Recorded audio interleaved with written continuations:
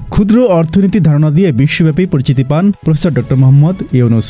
আর শান্তিতে নোবেল জয়ের পর তার সেই পরিচিতিতে যোগ হয় শ্রদ্ধা ও সম্মানের পালক, যে কারণে ডক্টর ইউনুস এখন বিশ্বব্যাপী সমাদৃত একজন বাংলাদেশি। 8ই আগস্ট তার নেতৃত্বে বাংলাদেশের সরকার গঠিত হলে তাই তাকে বেগ পেতে হয়নি আন্তর্জাতিক স্বীকৃতি নিয়ে।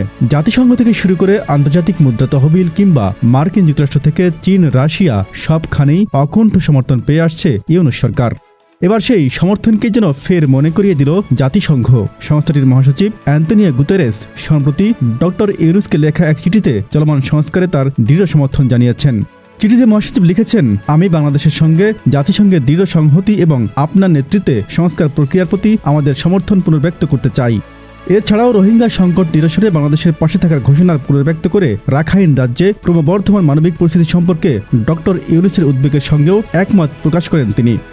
একই সঙ্গে চিঠিতে আগামী 13 মার্চ ঢাকা সফরে নিজের প্রস্তুতির কথাও উল্লেখ করেছেন জাতিসংঘের মহাসচিব অ্যান্তোনিও গুতেরেস।